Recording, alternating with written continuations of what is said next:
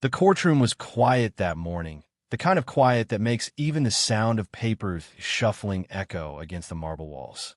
Sunlight filtered through the tall windows, throwing golden rectangles across the floor where a handful of jurors, attorneys, and bystanders waited for proceedings to begin. It wasn't supposed to be an unusual day for Judge Alan Whitmore, a man nearing his late 60s, whose decades on the bench had hardened him into a man who believed he had seen it all. He had handled murder trials, billion-dollar corporate disputes, messy divorces, and everything in between. But what he didn't know was that this day would shake his confidence in ways he never expected. It began with a teenager, barely 17 by the looks of him, standing nervously at the defense table. His clothes were neat but simple, his hair trimmed, though the nervous way he shifted on his feet betrayed his youth. Judge Whitmore glanced down at the docket, muttering, "Michael Carter, juvenile hearing, theft charges." He sighed, already convinced this was just another in the long line of troubled kids who wasted their potential. Michael looked so out of place, standing there alone, no parent by his side, no attorney to represent him. The judge raised an eyebrow. "Where's your counsel, son?" Michael cleared his throat. His voice cracked a little, betraying his nerves. "Your Honor, I'll be representing myself." The courtroom erupted in small murmurs. A bailiff coughed, a woman in the back stifled a laugh. Judge Whitmore leaned back in his chair and let out a low chuckle.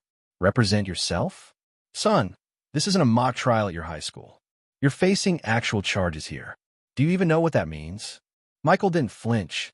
His brown eyes locked on the judge's, steady in a way that surprised everyone. "Yes, sir. I've studied the case thoroughly. I'm prepared to defend myself." The judge shook his head, half amused, half irritated. "Study the case. Good Lord. Listen, son, this is a court of law. People train for years to even attempt what you're suggesting. You got to be out of your depth." But Michael wasn't backing down. There was something about the way he stood, shoulders squared, chin lifted, not arrogance, but determination. "With respect, Your Honor, I'd like the chance to proceed. I know my rights." That stubborn spark reminded the judge of himself, decades ago, when he was a young attorney with nothing but grit and an old suit. Against his better judgment, he allowed it. "Fine. You want to embarrass yourself? Go ahead. But don't expect me to hold your hand when you stumble." The prosecution began with confidence. The district attorney, a seasoned man named Robert Hughes, approached with a smug smile. He laid out the state's argument. Michael had been caught on surveillance near a jewelry store at the same time of the theft. He insisted the evidence was clear and irrefutable. Michael listened carefully, taking notes in a worn leather journal. His penmanship was sharp and precise, every word underlined and marked with symbols no one else could quite follow. When it was his turn, he rose slowly, adjusting his tie, a tie that looked like it had been borrowed from someone twice his size. "Mr. Hughes," Michael began, his voice steadier now, "you claim the evidence is irrefutable. But could you please explain why the surveillance video timestamp is misaligned by 7 minutes compared to the police dispatch log?" The prosecutor froze for just a second, then shuffled his papers. The judge's eyebrows lifted. That was a detail no one had caught, not even him. Hughes tried to wave it off, but Michael pressed further, pointing out inconsistencies, referencing case law like someone twice his age. He quoted from Miranda versus Arizona and in Regault, landmark cases on juvenile rights, weaving them into his defense with astonishing fluency. The courtroom shifted from laughter to disbelief. Even the stenographer paused once, peering over her glasses to make sure she was hearing correctly. By the end of the first day, Judge Whitmore no longer found himself mocking the boy. Instead, he leaned forward, fascinated, as Michael dismantled witness testimony with surgical precision. A store clerk admitted under Michael's questioning that he wasn't entirely sure if the boy in the footage was Michael at all. A police officer grew flustered when Michael pointed out that the search of his backpack was conducted without probable cause.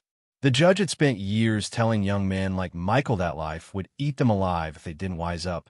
But here was a boy who seemed to have wised up long before his time. When court adjourned, Whitmore sat in his chambers longer than usual, staring at the old photos on his wall. Himself as a young attorney, grinning after his first big win, and his own father, a stern man who used to tell him that kids were meant to listen, not lead. For the first time in years, he felt humbled. Over the next week, Michael continued his defense. Each day, he grew bolder, more confident. He wasn't perfect. Sometimes he stumbled over words or needed to pause to gather his thoughts, but he had an uncanny ability to cut to the truth. People in the gallery began to show up just to watch him. Word spread around town. There's a teenage genius taking on the system and winning.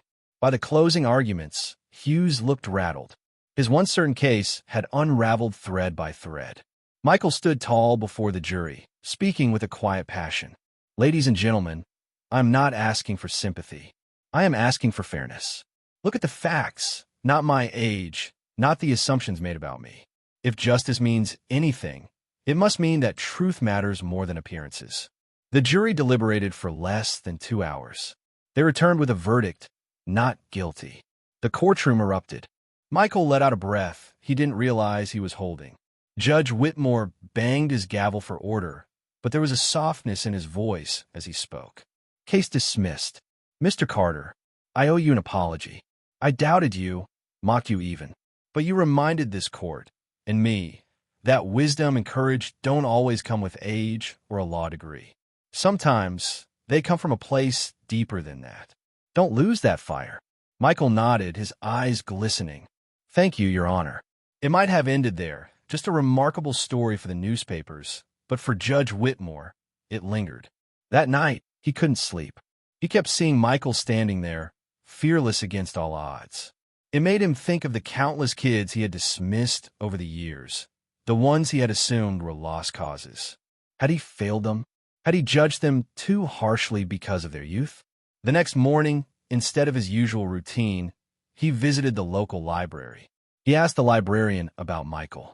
What he learned left him shaken. Michael had grown up in foster care, bouncing from home to home. He had taught himself about the law by sneaking into libraries, reading old case files online, studying court transcripts. He had no mentors, no safety net, just an unyielding belief that knowledge could be his way out. For weeks afterward, Whitmore found himself reflecting differently on every case. When a young man appeared before him for vandalism, he didn't just see a criminal. He saw someone who might be another Michael, waiting for a chance to be heard. Months later, Whitmore received a letter. The handwriting was neat, careful. It was from Michael. He had been accepted to a university pre-law program on scholarship. He wrote, Your Honor, thank you for giving me the chance to prove myself. I know you didn't have to. That moment changed my life. I want to spend the rest of mine making sure others get that same chance. Whitmore held the letter for a long time, his throat tightening. In a career that had often left him cynical, this was a reminder of why he had become a judge in the first place. Not for power or prestige, but for justice. Years later, when Whitmore retired, he kept that letter framed on his desk. Visitors would ask about it, and he'd tell them the story, not just about a teenager who outsmarted a courtroom, but about the lesson he himself had learned in humility. Never underestimate someone because of their age, their clothes, their circumstances, he'd say. Greatness can come from the most unexpected places. And if you mock instead of nurturing it, you risk missing the very thing that could change the world. Michael did become an attorney, one of the youngest to pass the bar in the state's history. And when he finally stood in court as a licensed lawyer, defending kids who were just like he once was, Judge Whitmore sat quietly in the gallery, watching with pride. Life has a way of humbling even the proudest souls. For Whitmore, the day he mocked a boy and discovered a genius was the day he stopped being just a judge and started becoming a better man. For Michael, it was proof that no matter where you start, the power of resilience, knowledge, and courage can carry you anywhere. And for everyone who heard their story, it was a reminder that we must never let cynicism blind us to potential, nor let age dictate who we believe is worthy of being heard. Because sometimes, the voice that shakes the very foundations of a courtroom doesn't come from the seasoned lawyer or the gray-haired judge. Sometimes, it comes from a teenager who refuses to give up, and in doing so, teaches us all what justice really means.